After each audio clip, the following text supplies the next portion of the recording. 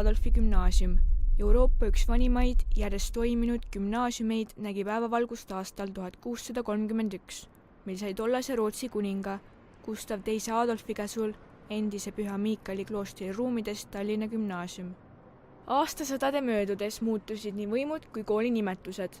Nõukogude perioodil tunti seda Tallinna esimese keskkooli nime all, ent Eesti taasiseseisvudes 1991. aastal sai kool taas oma tänase nime.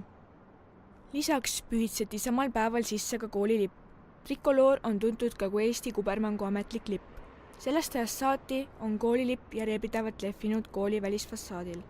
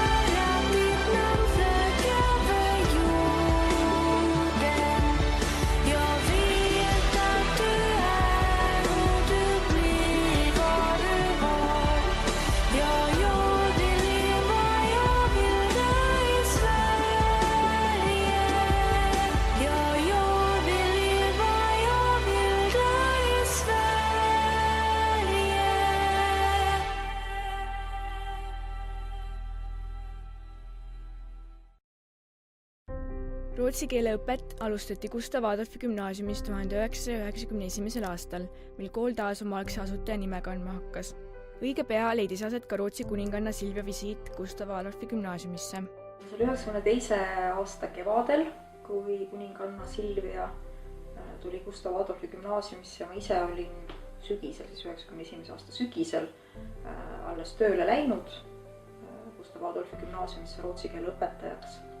See oli selline hästi suur sündmus, aga kuna siiski Gustav Adolf Rootsi kuningas oli ju selle Gustav Adolfi gümnaasiumi loonud 1631. aastal esimene Eesti gümnaasium, nii et oli Rootsiga väga tihedalt seotud, et siis oli ilmselt küllaltki loomulik, et kui kuninganna Silvia visiit Eesti taas iseseisvunud vabariiki oli, et siis külastati ka seda kooli.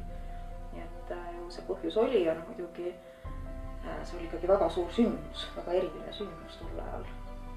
Keegi ei olnud elus kuningannat varem näinud ja sellest on nii palju möödas, et mul on ka sellised, ütleme, värvilised pildid, et kui ta tuli sellises lõheroosas mantlis ja kübaras ja nägi imekaunis välja, siis oma saatjaskonnaga ja me seisime siis kogu kooli pere, võtsime vastu teda Gustav Adolfi gümnaasiumi õue peal, seal kooli ees. Ja siis läks ta aulasse ja rääkis siis midagi, mida ma täpselt ei mäleta, mis see just oli, aga ta midagi kenasti vestles ja soovis kõike head Gustav Adolfi gümnaasiumile, aga see oli selleks valmistumine ja kõik see oli väga eriline. Peale Rootsi kuninganna visiiti 1992. aastal otsustati, et pelgalt keeleõppetunnist võiks välja arendada rootsi keele suuna. Lisaks sümboolsele tähendusele oli avamise ajendiks ka suur üleriigiline huvi rootsi keele vastu. Siis koos taasiseseisvumisega tuli ka plahvatuslik huvi järsku rootsi keele vastu. No üldse erinevate keelte vastu, aga rootsi keel oli üks nendest, et kus huvi tohutult tõusis, sellepärast et piirid avanesid ja inimesed hakkasid tööalaseid suhteid arendama Rootsiga hästi palju ja kes siis oma sugulased üles leidis Rootsis ja nii edasi. Ja avati erinevaid kursusi, igasuguseid keelekursusi ka töökohtades, näiteks ma olen õpetanud Maanteeametis rootsi keelt ja tõesti seda tööpõld oli väga palju ja kui ma alustasin, tõesti kõik, kes natukenegi rootsi keelt oskasid, need võisid hakata ka õpetama. Ma ise olin, kui ma alustasin, et ma olingi umbes tund aega ees nendest, keda ma õpetasin. Et see oli selline üsna amatöörlik asi. Ent hoolimata kõigest võis rootsi keele õppemeetodeid pidada kooli ühtedeks kaasaegsemateks omal ajal. Ka Rootsi enda poolne abi aitas uue keeleõppeprogrammi arendamisel palju kaasa. Rootsi instituut oli hästi aktiivne sel ajal juba Eestis ja pakkus kõigile rootsi keele õpetajatele võimalusi osaleda Rootsis lühematel ja pikematel kursustel, suvekursustel ja samuti ka muul ajal. Nii et me saime väga häid materjale, kust vaadati gümnaasiumisse õppematerjale juba siis. Ja ütleme, et ka need õppemeetodid olid siiski väga kaasaegsed võrreldes sellega, mis oli harjutud seni tegema. Kui nüüd räägitakse õpilaste kaasamisest tunnis ja rühmatööd ja kõik need on küllaltki tavalised asjad, et siis nad eriti ei olnud veel, aga meie hakkasime seda kohe tegema. Õige pea võttis rootsi keele suuna juhtrolli üle Juta-Tiia Mägi, kes õpetab rootsi keelt koolis tänaseni.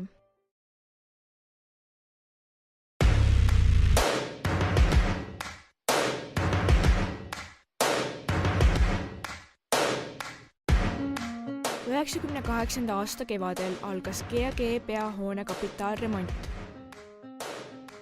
Renoveeritud hoone avati Edgar Savisaare ning tollase abituriendi Katrin Kaljuranna poolt ja püüdseti sisse sama aasta 6. novembril. Remondiga kaasnes moonalao käsitsi väljakaevamine ning sööklat ja algklasside maja ühendava galerii ehitamine.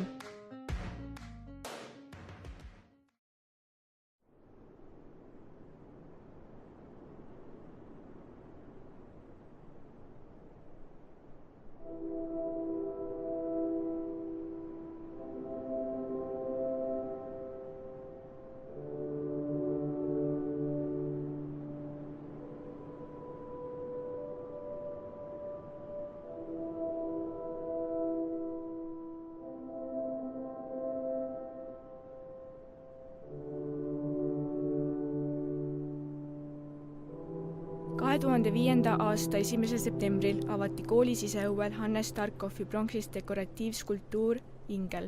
Kooli direktor Hendrik Agur räägib kuju ja õue tagamaadest ning nendega seonduvast traditsioonist. Teadupärast oli see ju Püha Miikali nunnaklooster ning lihtsustatult öeldes nunnad maeti sinna ja kui olid siis 90. lõpus need väljakaevamised, siis kaevati sealt need nunnad välja ja maeti samasse kõrvale Issanda muutmise peakirikusse. Ja et nende nunnade hingedele rahu anda, siis konkursi tulemusena püstitati sinna ingli kuju, mida me kõik väga hästi teame. Ja selle ingli kuju tõttu on see õu nimetatud ka ingli õueks. Selle idee taga oli toonane meie kooli juhtkond, et see ingli kuju paigaldati siia 2005. aastal ja see oli Tallinna linna kingitus ja sellele eelnes konkurss, kus olid erinevad siis skulptuurid, mis sinna oleksid sobilikud ja võidutööks osutus Hannes Starkoffi ingel. 2006. aasta lõpetajate lõpuaktus siin ingli õues, et just 2005. aastal oli eelnenud eelmise direktori poolt 1. septembri aktus, siis mõtlesime, et väga kena oleks, et selle ingli õues teha ka lõpuaktus. Ja ma käisin siis toona selle õppealajuhataja Helda Vendeström, kes praegu on siis ajaloomuuseumi juhataja, selle mõtte välja, et oleks ju tore, kui lõpetaja, kes saab just lõputunnistuse, astub läbi selle ingli ja ta astubki sõna otseses mõttes läbi selle ingli sümboolselt ellu vabadusse ja jätab selle kooli koos kõige kooliperega selja taha.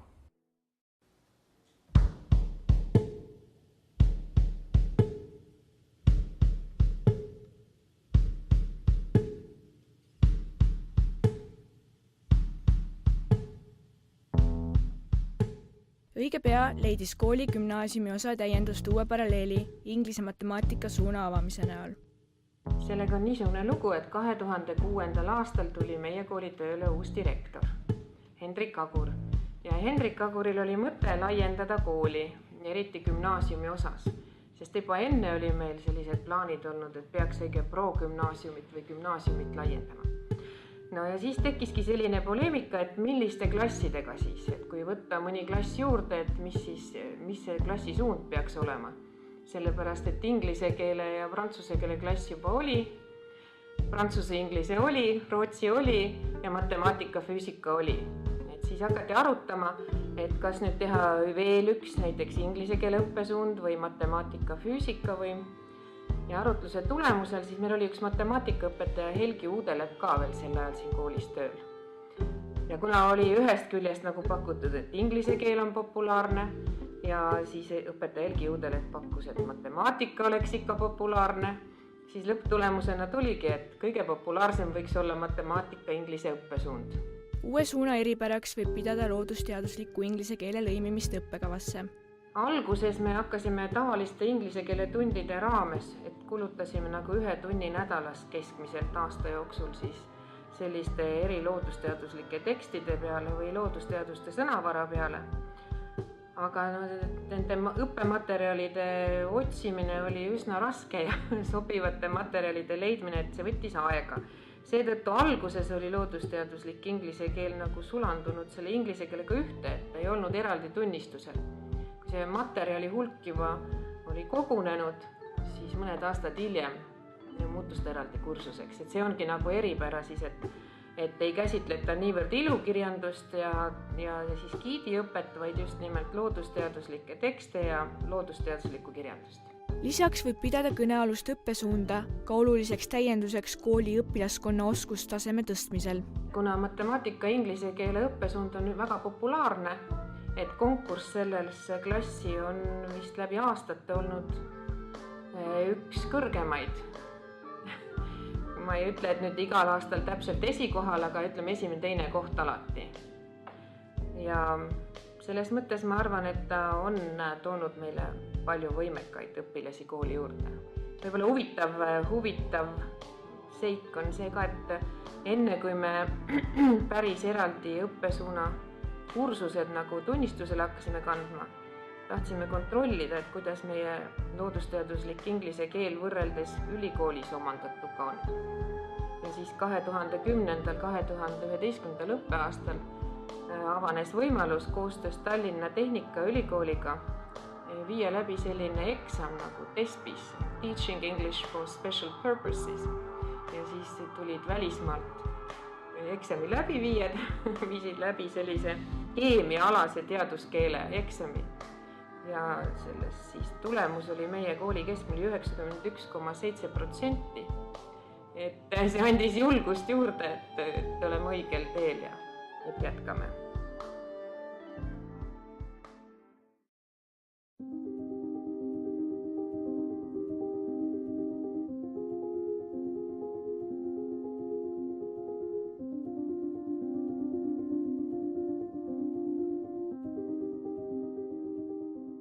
Novembril 2006. aastal avati ajaloomuuseum kooli 375. aastapäeva tähistamiseks.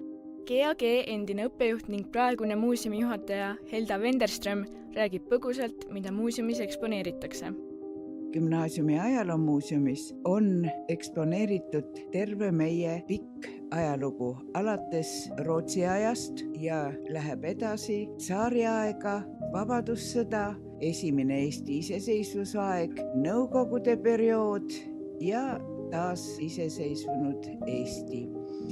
Ja kõikide nende ajastute juures saab rääkida õppekorraldusest, õppeainetest, kes õpetasid ja kes õppisid. Samuti on veel õppevahendid alates perioodist Kubermangu gümnaasium ja lõpetades siis nõukogude ajaga.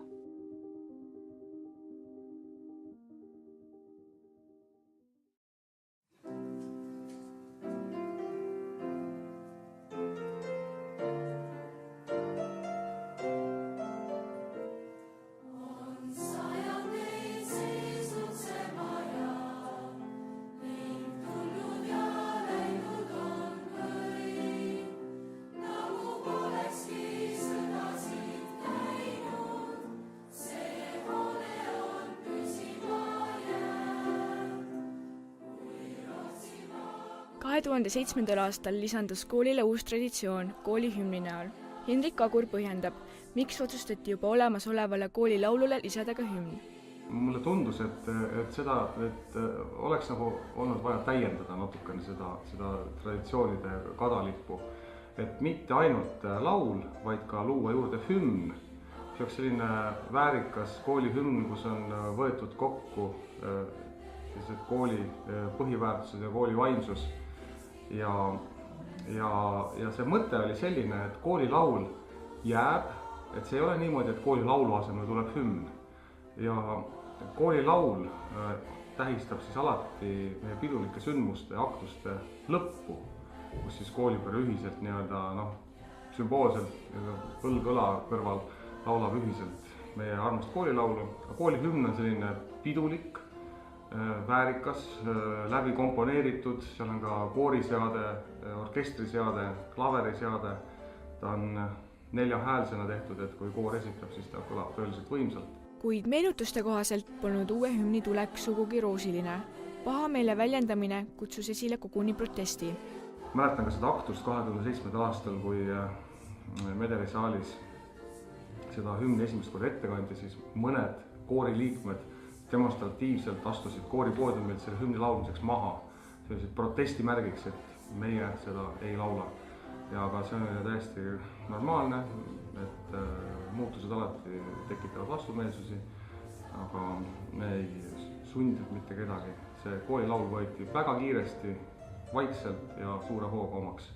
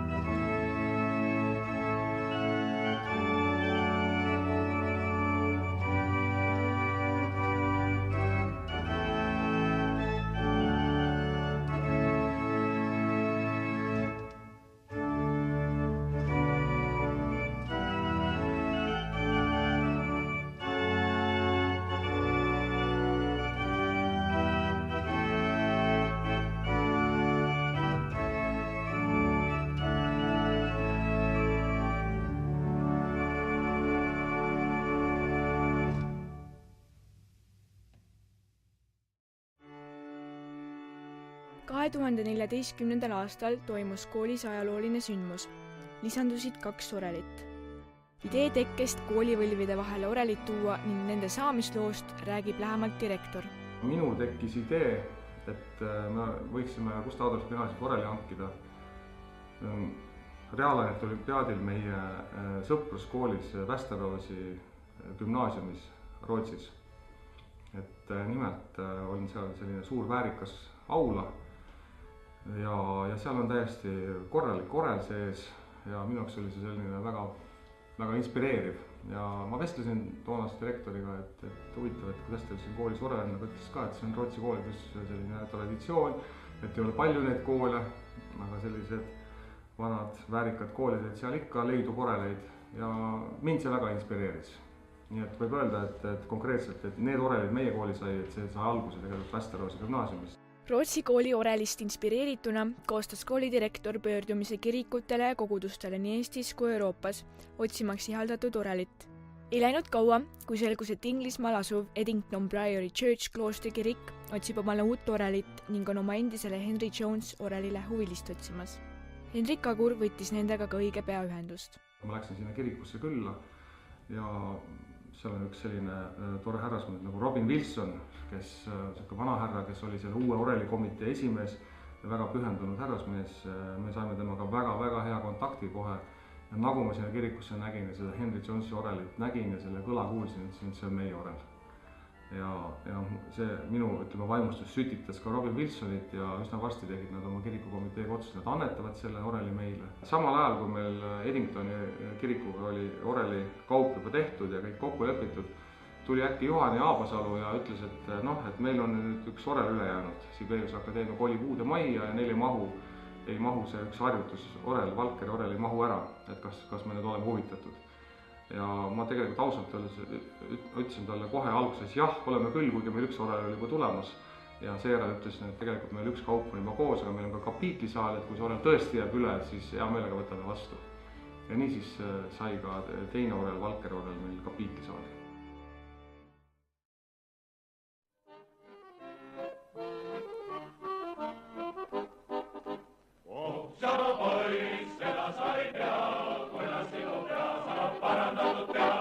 Kahe 2015. aastal avati kooli 4. korrusel uus mälestis, kooli vilistlase ning legendaarse teletegelase Hardi Tiiduse nimeline raamatukogu, mille sisu pärineb tema enda väärtuslikust erakogust.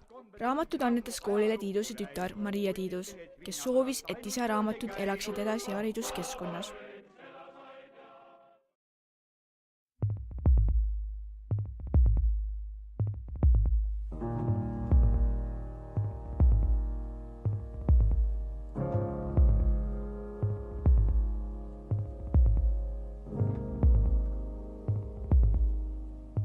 Kahe 2016. aastal avati kooli 385. tähtpäeva auks pidulikult veel üks atribuut, Foucault pendel, mille põhimõte on demonstreerida maa pöörlemist võnkumise teel.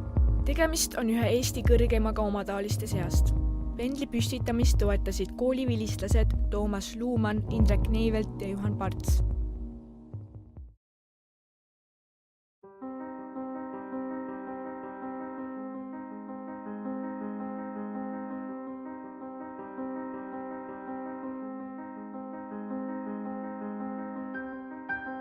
Ent aeg ei jää seisma. Gustav Adolfi gümnaasiumil seisavad ees suured uuendused. Kooli 1912. aastal ehitatud võimlemaja muutub polüfunktsionaalseks. Varasemalt mitte kasutuses olnud katusekorrusest kujuneb loomekorrus 2 muusikaklassiga.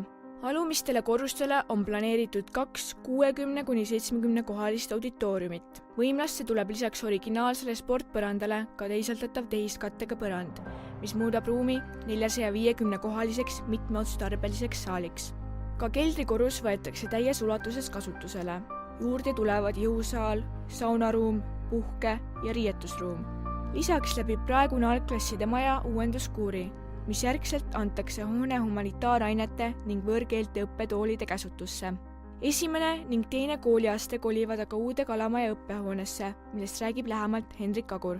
Vana Kalamaja 9 õppehoone, mis saab täiesti, mille projekteerimises ja kujundamises, mis selle sisu loomises on kool saanud algusest peale kaasa rääkida, on haruldane ajalooline võimalus kujundada ise õppehoone, mis on kaasaegse õpikäsitluse järgi, meie enda soovide järgi ja õpilastel kõige parema õpikeskkonna loomiseks. Sinna tuleb uus suursugune aatrium, mis on uus ehitis selle vana stalinistliku maja juures, siis see saal pakub ülipalju multifunktsionaalseid võimalusi, alates tavalisest koolisöökla funktsioonidest kuni ka korraliku suursuguse kontsertsaalini. Ja nüüd on juba see väga lihtne põhjendus, miks on Orel ka Vana Kalamaja õppehoones planeeritud, et olla ühtselt, et meie õppehooned on ühtsed, meie kool on ühtne ja Oreli muusika on meie kooli üks täiesti lahutamatu osa ja loomulikult on ta seda ka seal õppehoones. See tähendab ka seda, et ei ole nii, et 1.–6. klassid lähevad nüüd sinna asumisele ära ja tulevad siis 7. klassis siia, vaid nad on pidevalt ka vanemad õpilased, nendel on asja sinna. Näiteks kui me loome pedagoogikursuse, no me ei ole veel täna, ma ei kinnita veel seda, et see tuleb, aga näiteks niimoodi, et hakkavad meie õpilased käima, abituriendid või 2. klassi õpilased käima seal praktikal, õpetamas nooremaid, viima läbi huviringe, loodusringe, nii edasi. Peamine väljakutse on see, et kooli väärtused ja vaimsus kanduks ühtlaselt ka sinna õppehoonesse ja et me tunneksime ennast ühtse kooliperena. See on kõige suurem väljakutse.